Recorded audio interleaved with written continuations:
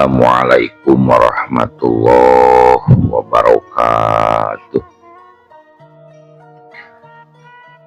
Wadia balad ATE official di mana wae ayana. Alhamdulillah wa syukru ala ni'amillah. Kalawan diwuh ku qobul anu maha agung, dibarengan ku pangijabah anu maha kawasa, diiring ku kadeudeung kanya Gusti anu maha suci, urang ayeuna dugi kadanget ayeuna masih keneh tiasa ditepang dangukeun deui dina acara anu matuh kamemet urang sadayana, nyatana dina pagelaran dongeng Sunda jejer carita si Giwang. Ayeuna kantun bagian anu ka 11 nanya pamiarsa. Ieu dongeng mangrupikeun buah karyana Kang Rudiansah ti Palihan Garut. Kangge Kang Rudiansah ngaturkeun rewu nuhun laksa ketik kabingahan, rehna parantos ngintunkeun naskah sakaligus ngawidian mamang kangge medar ieu dongeng dina channel ATE official ieu. Langkung bingah deui lamun mah video mamang dipangeserkeun atanapi dipangbagikeun gitu. Seueur lah media sosial anu tiasa diangge nge-share atanapi ngabagikeun link video mamang ieu. Atuh ngarah teu nyangkong tingkana waktos sumangga. Ayeuna mah urang lajengkeun deui dongeng si Giwang bagian anu ka 11. Kumaha salajengna? Sor cikopina, betot simbutna, pagan heula tali kolorna, bisi morosot, merezel, morozol, uzel-uzelan di tengah jalan. Tumpak dung dung tes.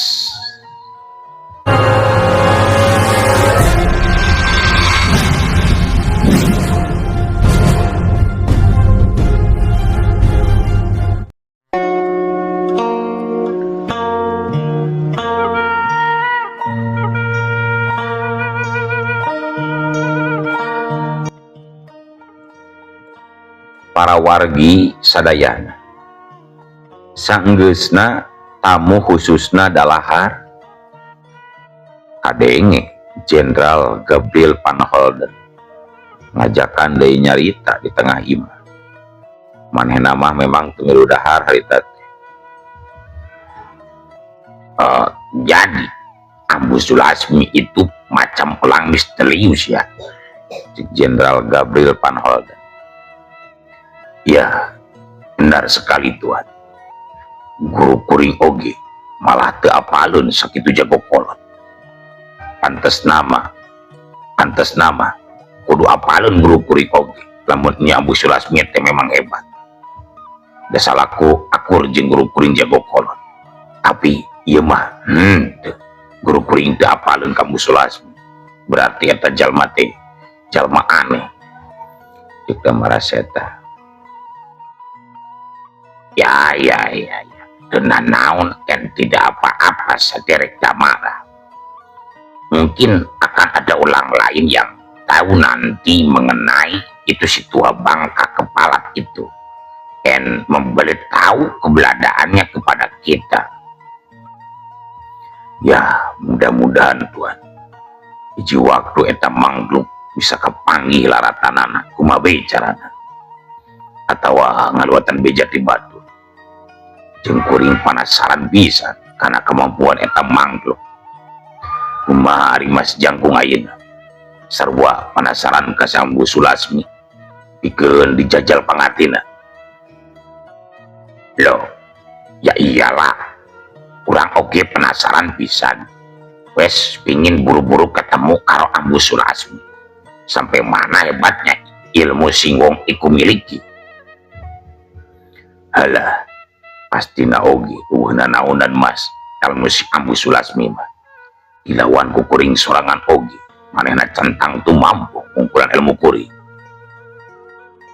Ya iya to kurang oge eta wong tua bisa rubuh dengan satu kali pukulan. Kurang yakin pisan. Hehe. Damaraseta jeung Mas Jangkung yakin dirina duaan bakal mampu ngungkulan kekuatan ilmu ambu sulasmi. Malah duanana ngahaja ngaromong nembongkeun kasombonganan hayangeun kapake ku tuan-tuan Walanda yen maranehna duaan memang leluhur ilmu. Oh, tapi jangan lupa dengan syarat yang sudah ditentukan.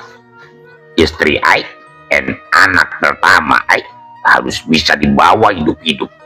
Jangan sampai dugi ka cedera atau celaka itu. Ento kudu salempang tuan. Urusan nyeba karo anak sampean wes pasti aman. Betul orang Damaraseta? Bener pisan tuan. Naon anu dilisankeun ku Mas Jangkung bakal jadi tanggung jawab kuring oge. Nyeba katut anak tuan pasti mual dibinasa diselamatkeun ku kaula.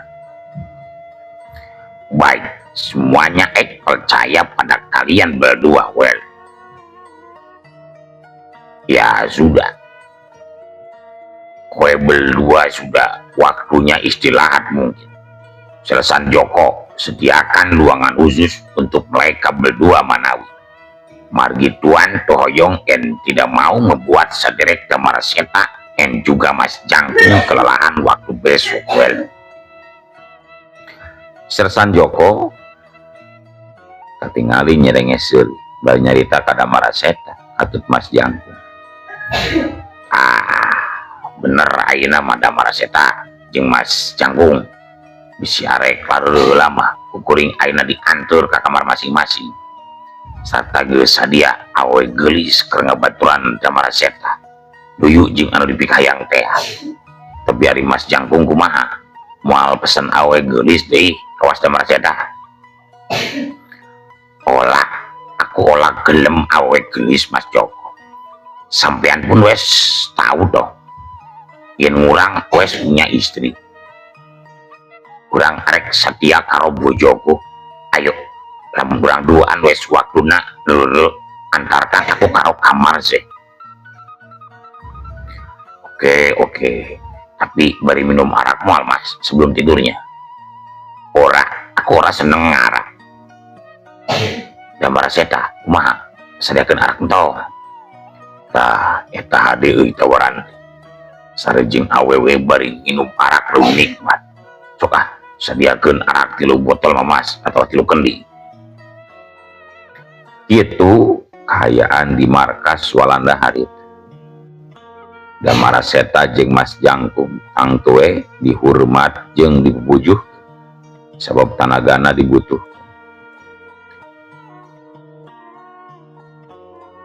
Cag kayaan di markas Walanda urang tinggal ayeuna caturkeun di tempat seje barang jeung nyerelekna waktu anu terus lumaku marangan gumelarna insan di alam pawenangan.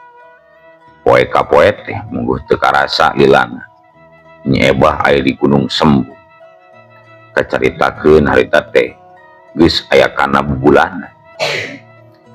Pangawakan nyebah katut lengkah sukuna oge jadi ngeusi ayeuna mah sanggeus mindeng dilatih jurus-jurus ilmu silat ku ambu sulasmi.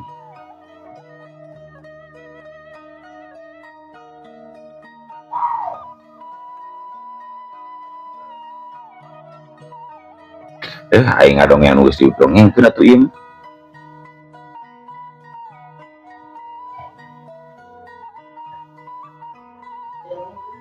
Salah euy.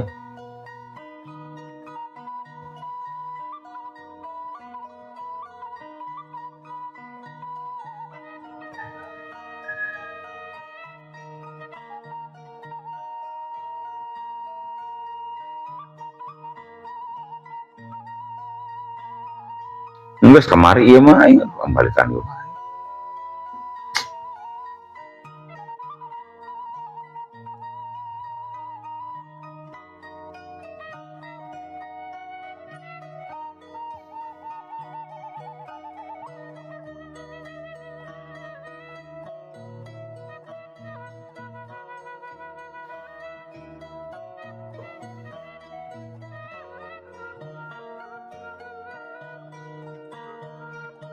Harita Ki Jamus jeung Nyi Ebah lempang. Ki Jamus tunggal dina ngalengkahkeun suku bisa katanganan ku Nyi Ebah. Yen kayaan Ki Jamus memang lain jalma biasa, tapi jalma nu neusi boga ilmu. Ki Jamus kabuktikeun caritanana ka Nyi Ebah. Hayam jalu panggedena geus menang mencit, terus dititipkeun ka tetanggana supaya dipanguruskeun, dipangasakankeun jeung dipangyangukeun sakalian.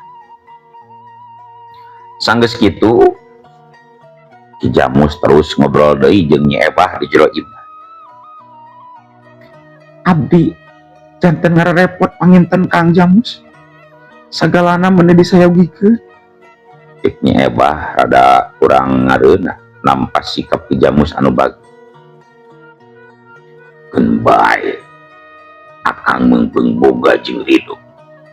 Tadi ge ku akang disebutkeun meungpeung boga jeung ridho. Ari keur eueuh mah atawa teu ridho, biheung akang oge mere atawa moal ka Nyai. Nuhun pisan Kang Jamus. Pratosanana kata pipisan ku abdi.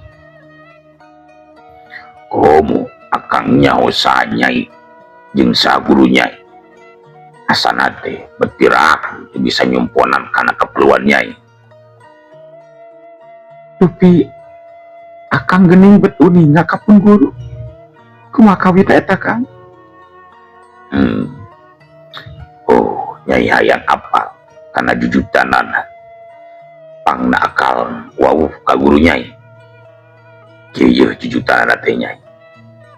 Ku akang urang guar. Harita teh mun teu salah mah wanci peuting. Keur sepi jempli. Ieu pelemburan teh diranjah ku kompeni Walanda katut pamimpinna anu ngaranna teh Kopral Jomsen. Jeung mun teu salah mah anu ngadon ka ieu lembur teh aya kana 20 urang. Ku akang dihalangan tindakanana teh mangsa maranehna maksa ka sakabeh warga kudu setor upeti ka maranehna dina alasan demi keamanan ieu lembur. Tapi sabalikna sanggeus diturutkeun ka hayangna teteh labet ngadon beuki teu aman bae ieu lembur teh saprak diranja ku pihak kompeni. Ayo we teu meunang teu upeti kudu aya meh unggal bulan. Mun segaya warga teu mere upeti langsung dibari nasa. Dia beuki dieu teh warga mimiti ngarti jeung sadar. Hirupna geus dijajah ku bangsa deui.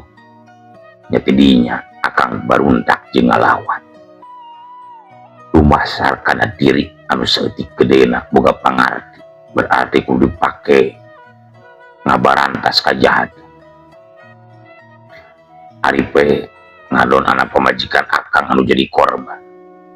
Ngan sampe akang oge jadi korban. Harita teh lantaran kadese ku pelor nu jadi musuh. Harita ngadadak aya nu ngajorelat datang. Make topeng hideung beungeutna teh. Ngindak sakabeh tentara Walanda. Sedangkan si Kopral Jomsen katut tentara Walanda sejena kalabur.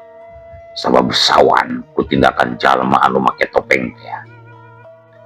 Ngan nalika musuh geus kalabur jauh, eta jalma teh nemongkeun jati dirina ka akang. Ngakukeun ngaran Ambu Sulasmi di Gunung Sembu. Nya saprak kajadian ti harita, ieu lembur teh ayeuna mah jadi aman. Kitu tah jujutanna teh Nyai. Ki Jamus kadenge mungkas guaran caritana.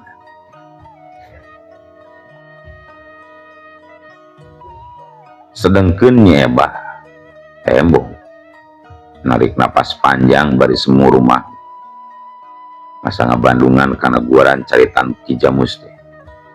Ras inget karena kayaan dirina anu sasatna jadi buronan pihak Walanda. Tapi bungahna sabab teu kungsi ngadenge aya anu neah. Alhamdulillah. Berarti pun guru tos seueur jasana ka ieu pilmuran teh nya Kang. Komo we guru Nyai mah gede jasana ka ieu pilmuran teh. Nyata matak aya salahna mun akang perhatian teh ka Nyai anu jadi murid. Tapi hari Nyai anu diidinan ku salaki, tapi hari Nyai na diidinan gitu ku salaki geuning bat ngadon guguru ilmu silat kamu Sulasmi. Caroge abdi bilu ka bangsa Walanda Kang Jamus. Jadi abdi guguru ilmu silat ka Ambu Sulasmi. Margi hoyong jantan istri anu teu hayeuh bae dianggap lemah ku kaum lalaki. Syukur-syukur oge abdi bisa ngabrantas kajahatan. Itu manawi Kang Jamus. Cek Nyai Ebah. Sedangkeun Ki Jamus memang teu apal mimitina, langsung we percaya kana caritanya.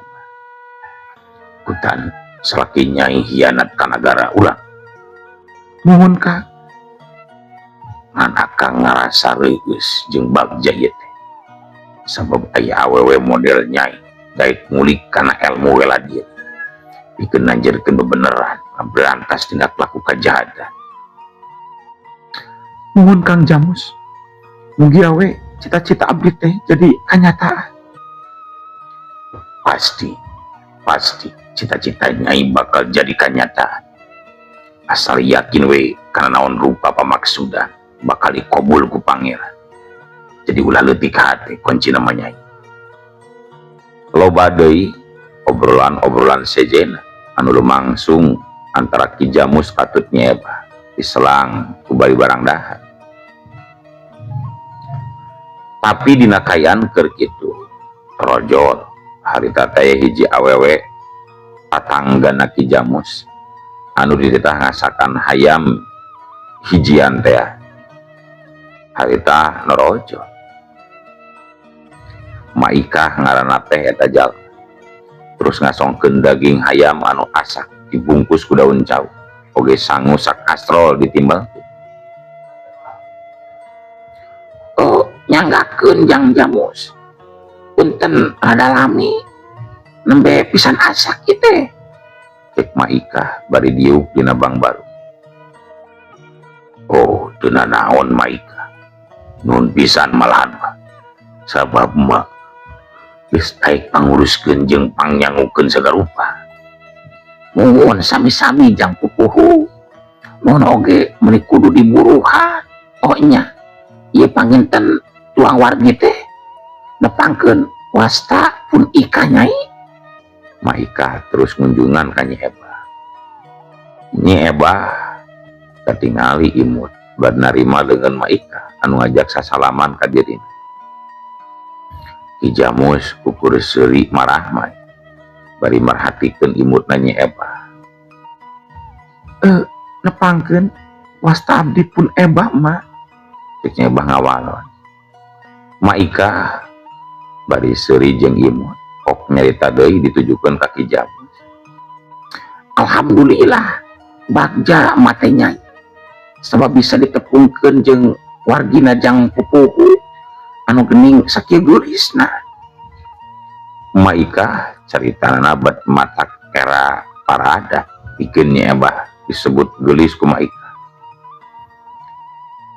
Puguh uring oge keur bunga ieu teh mah.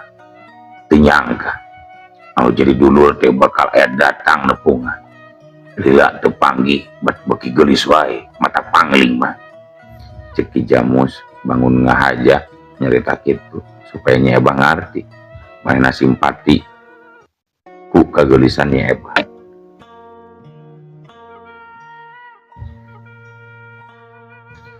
Tapi sabalikna Nyai Ebah ngadon jadi era parada dipuji-puji kitu ku Ki Jamus.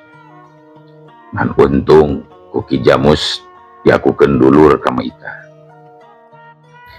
Gancangna carita kusabab melang ku kayaan anak lantaran can dibere dahar harita Nyai Ebah gancang amitan ka Ki Jamus. Ki Jamus henteu megatan gancang ngidina Nyai Ebah pikeun indit balik nuju ka Gunung Sempu. Nyajug Nyai arek balik ayeuna mah sing hati-hati we di jalananya jeung hampura ngan sakitu anu bisa dibahankeun ka Nyai teh.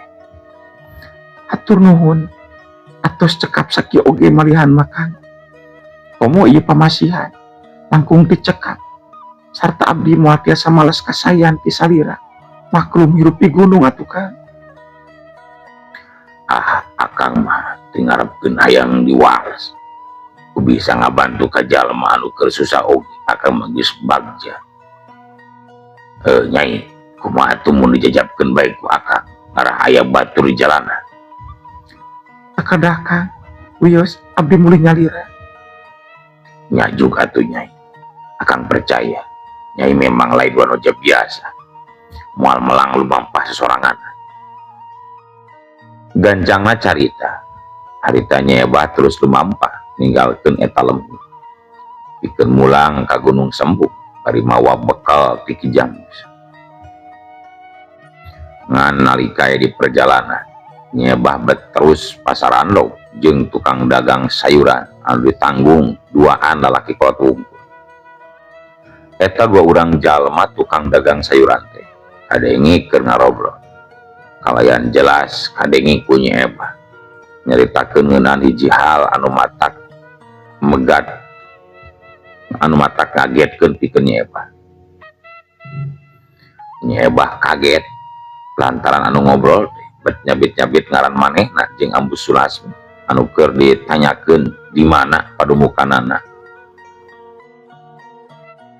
Sarta saterusna Nyai ngahajak rada ngarandegeun lengkah supaya bisa ngadengikeun anu leuwih jelas obrolan eta dua jalma. Kajurung kurasa kapanasaran. Nyai gancang nyamperkeun bari tumanya ka eta dua jalma tukang dagang. Punten kisana, abdi sejat tumaros. Ngeunaan jalmi anu naroskeun Ambu Sulasmi sareng Nyai teh sahanamina abdi hoyong terang. Tanya Nyai tukang dagang dua naname barang pating rareret ka Nyai di barung jeung keruk. Aneh meureunna aya wanoja bet milu panasaran kana obrolan manehanan make wanita tanya sagarupa.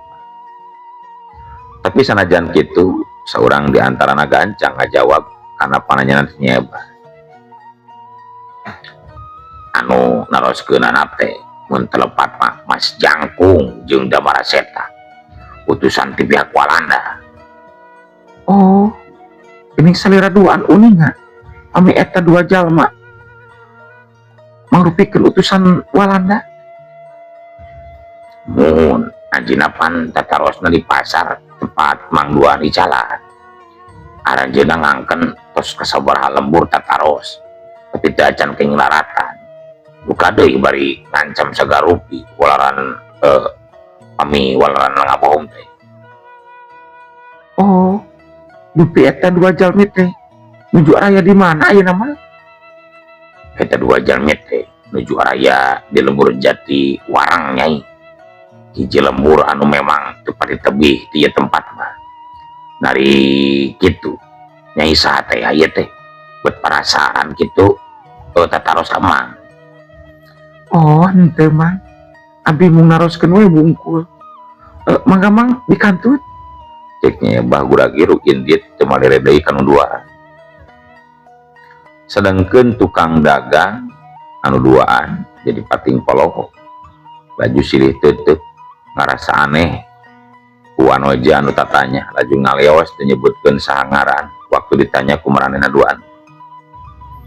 Aneh sahanya eta jalma teh teu pupuh nanya. Ari Malik ditanya teu daek ngajawab. Aneh bisa euy. Aneh euy. Dina akhir-akhir ieu urang bet panggih jeung jalma aneh. Bari rupa-rupa kanehanana teh. Lieur pisan rupa-rupa pisan.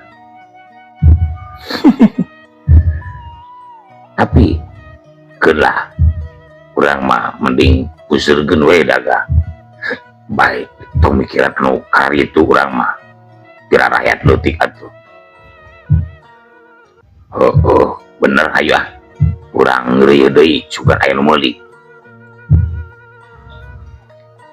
Ayeuna urang caturkeun Nyi Eba kacaritakeun harita geus nepi we balik ka tempat padumukanna Ambu Sulasmi nyatana di Gunung Sembung.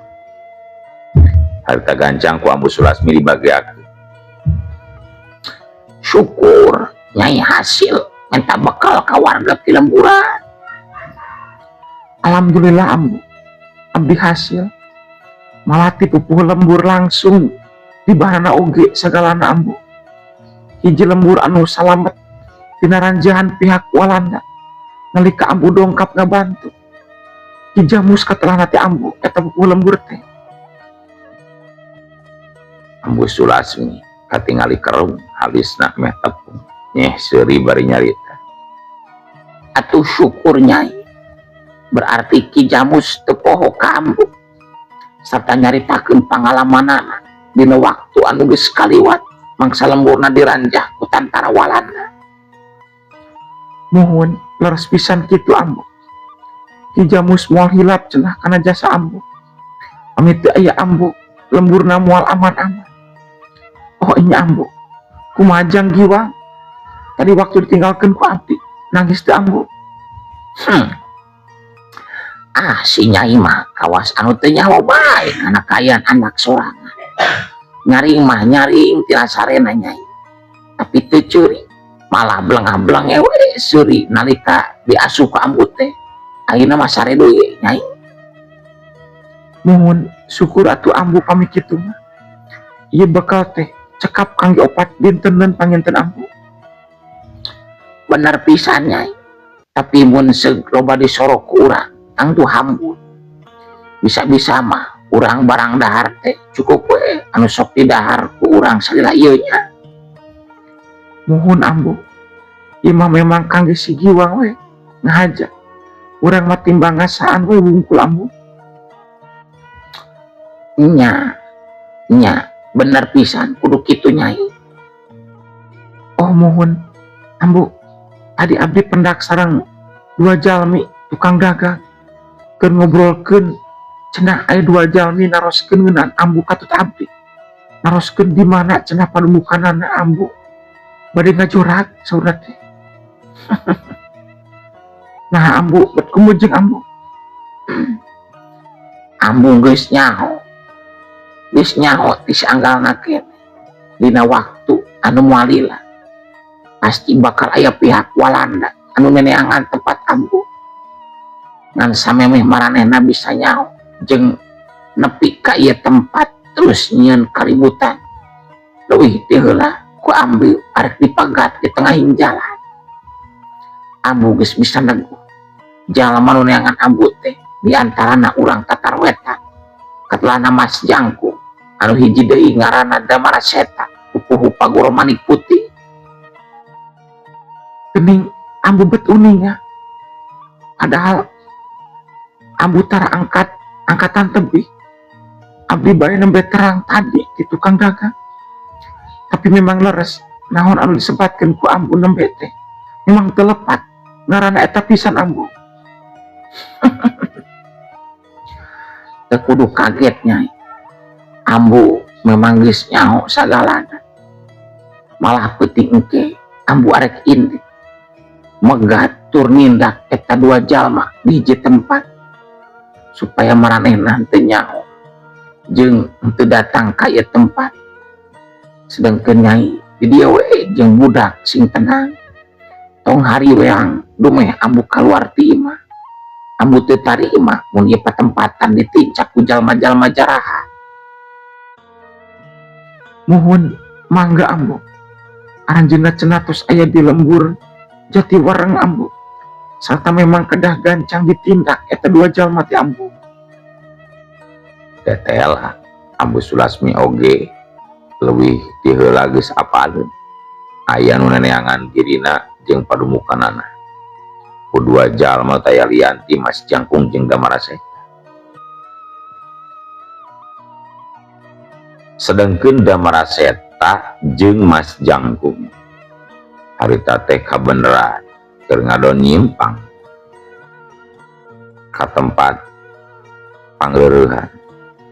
Dumeh wanci geus peuting sumandi. Laju pesan kamar hiji sewang pikeun lareur. Malahan mah Damaraseta katingali bari memanggul awe geulis rupa menang nyulik di Pelemburan serta dibawa ke eta tempat mangsa dijadikan pamuas nafsu birahi. Mas Jangkung kutu gendeng di kamarna sorangan. Dasar buaya ento bisa lepas karo perempuan. Terus perempuan sing anu dipikirkaneh iku si Damara. Opo aku wes minggat baik untuk kudu bebarengan maning karo si Damara seta mencari tempat tinggalnya si Ambu Sulasmi. Bener. Kurang seksok arep ini diulan ninggal ke dia tempat ora sudi bareng karo si Damara seta maning. Mas Jangkung jadi aya pamikiran arek indit heula ninggalkeun Damara seta sorang. Sebab Damara seta loba nyimpang ka panginepan kalayan bari nyulikan awe geulis di meh unggal Pelemburan. Tapi tina nalika Mas Jangkung ke ngalamun kitu, nah atuh hari ujug-ujug dulu waktosna kabujeng wadia balat ate ofisial keun atunya ieu dongeng teh kurang cekapkeun we dugi kadi insyaallah enjing pageto baris dilajengkeun deui atuh kukitu kukieuna mamang sajamit mungkur amit mundur dipayunan para wargi sadaya. Ayo, assalamualaikum warahmatullahi wabarakatuh.